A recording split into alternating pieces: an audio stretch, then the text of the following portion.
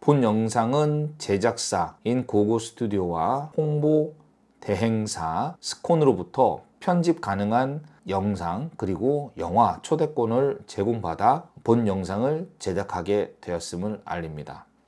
네, 안녕하세요. DS1 튜브입니다. 네, 오늘 이 시간에는 영화 동감 2022년 리메이크 작품에 대하여 이야기해 보겠습니다. 갑자기 영화 이야기를 한다 뭔가 어색할 수도 있지만 영화의 배경에 아마추어 무선이 등장하는 영화로 소개를 안 시켜 드릴 수가 없는 점 양해 바라겠습니다. 뽀뽀. 왔어? 아우, 갑자기 왜 이래.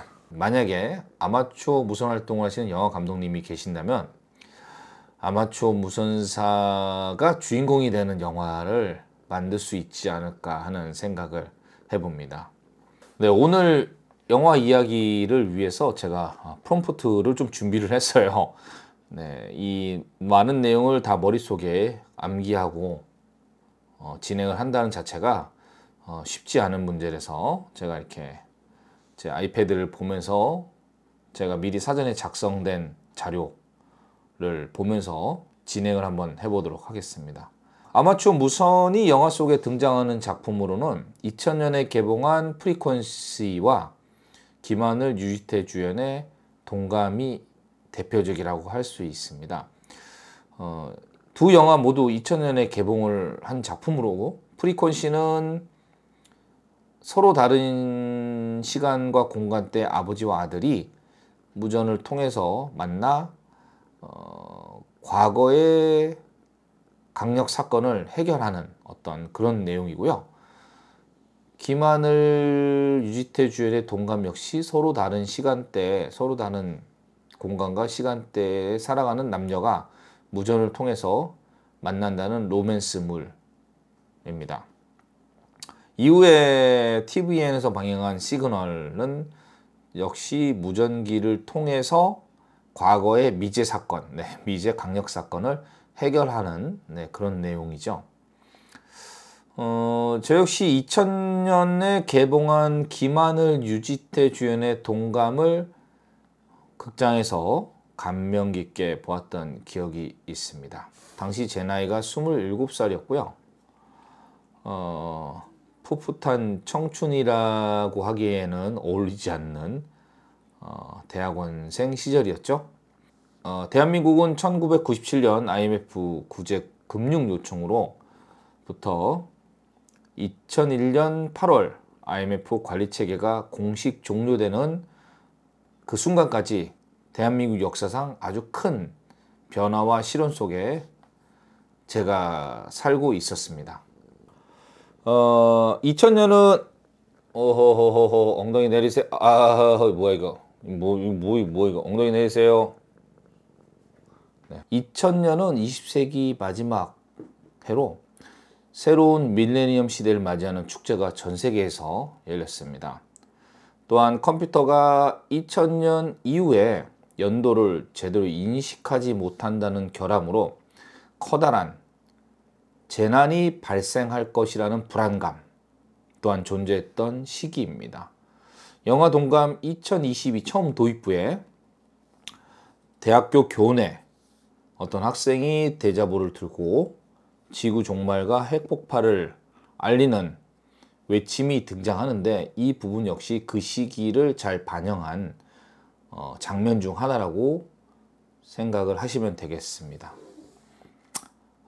이 당시 모든 언론에서 떠들었던 지구 종말, 밀레니엄 버그, Y2K라는 생소한 단어가 시민들에게 각인이 되던 이러한 시기에는 현재와 과거가 무전으로 연결된다는 상상력 또한 조금 이상하지 않는 현상이었던 것 같고요. 이로 인해서 이런 영화들이 만들어지게 됩니다. 프리퀀시와 동감은 1987년 개봉한 백 투 더 퓨처, 굉장히 유명한 영화죠. 1, 2, 3, 3탄까지 저도 몇 번을 돌려봤는지 모르는데요. 많이 아시는 영화죠. 그 백투더퓨처의 타임머신을 이용한 시간여행보다는 조금 현실성 있는 소재면서 과거와 현재를 연결하는 접근 방식이 전파를 이용한 무선통신이라는 점, 그리고 1914년 미국 아마추어 무선연맹 탄생 이후에 현재까지도 전 세계 많은 아마추어 무선사들이 실제로 국경을 넘어 무선으로 만나고 있다는 그 사실적인 부분이 타임머신보다는 조금 더 설득력이 있지 않을까 생각하고 있습니다. 오늘 소개해드릴 동감은 2000년 김하늘 유지태 주연의 동감을 리메이크한 제품이고요. 1979년대를 살아가는 김하늘과 2000년대를 살아가는 유지태와의 연결을 본 영화에서는 1999년대의 여진구와 2022년대의 조이연으로 시간 차이는 그대로 두고 남녀의 역할만 반대로 한 작품이 되겠습니다.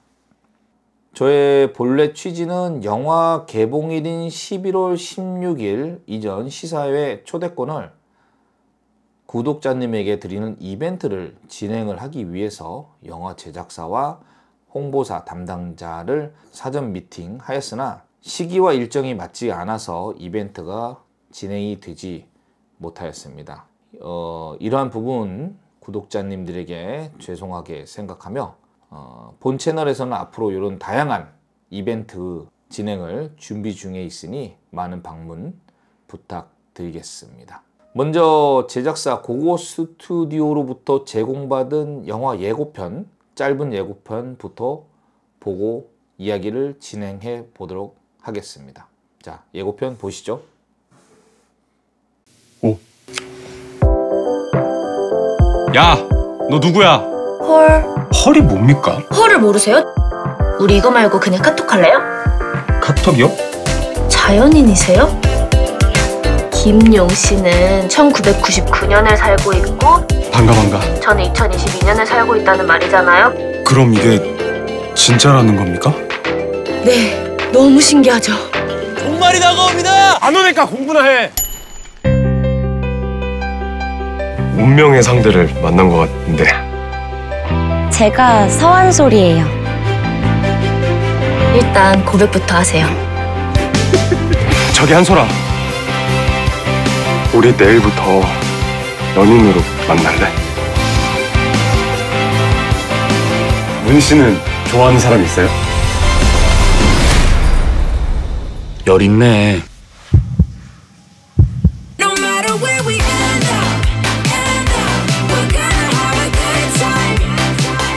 이제 알겠어요. 당신이 나의 기적이에요.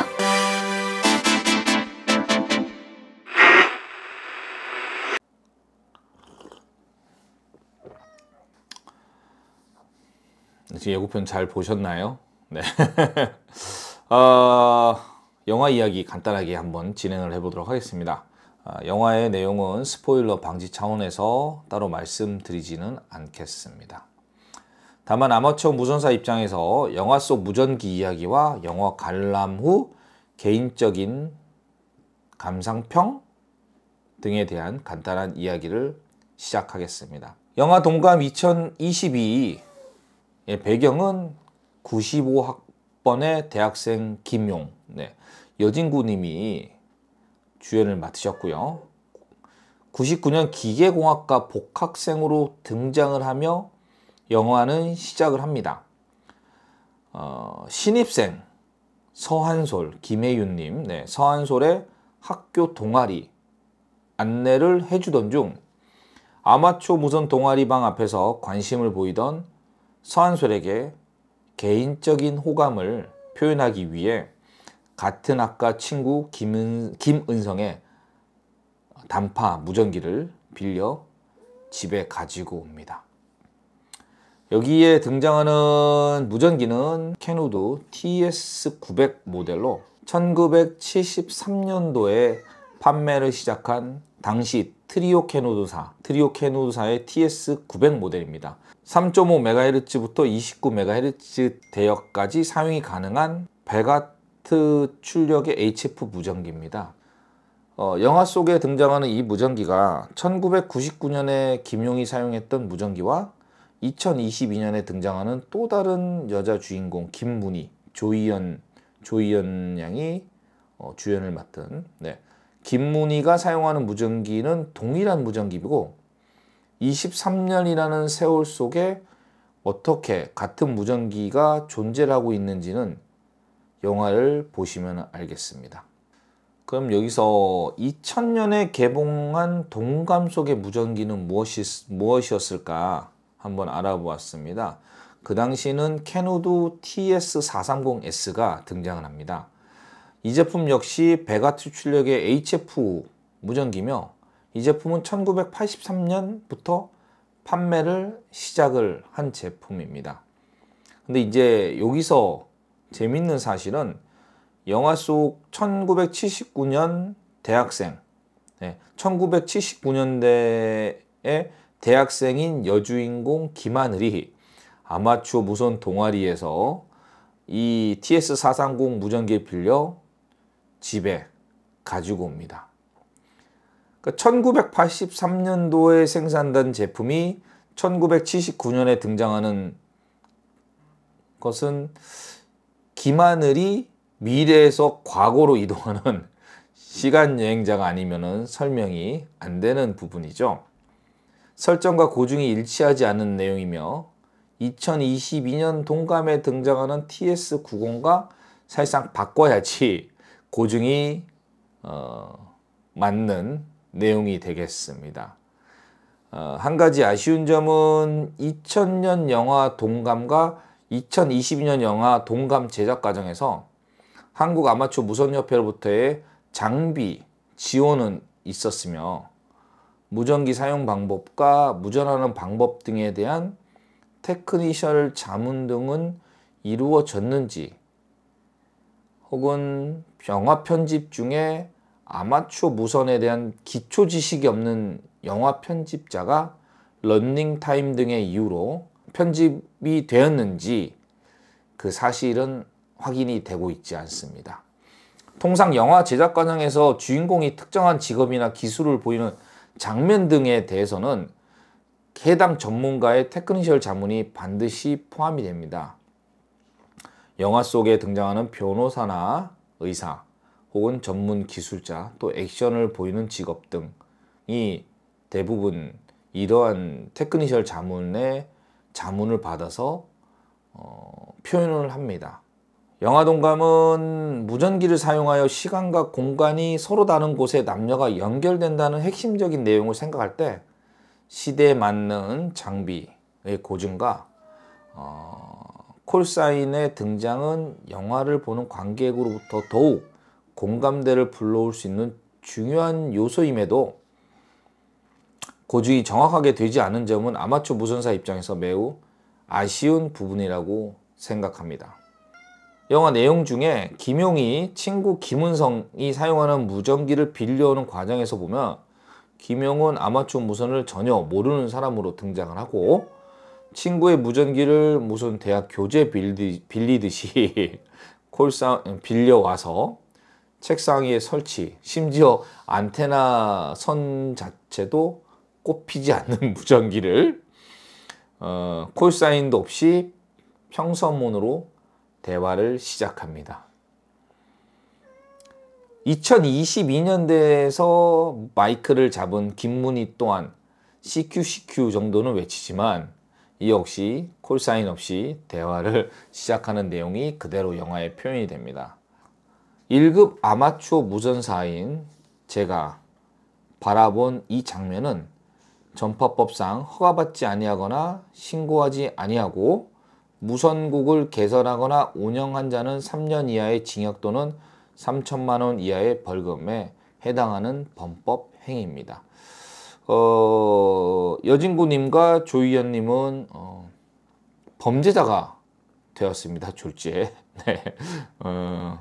범죄자가 되어서 3천만 원 이하의 벌금이나 3년 이하의 징역을 가셔야 됩니다.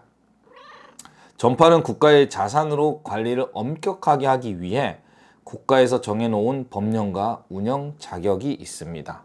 야야야야야야야 왜 자꾸 이쪽 들어와 별이야. 영화 내용의 전개상 시간과 공간을 연결하는 무전이라는 매개차가 중요한 부분임을 인식할 때 시대에 맞는 고증은 반드시 필요하다는 것이 저의 생각입니다. 네, 마지막으로 영화를 본 개인적인 감상평을 말씀드리겠습니다. 저는 영화 관람 후에 각종 후기와 리뷰 등을 살펴보았고요.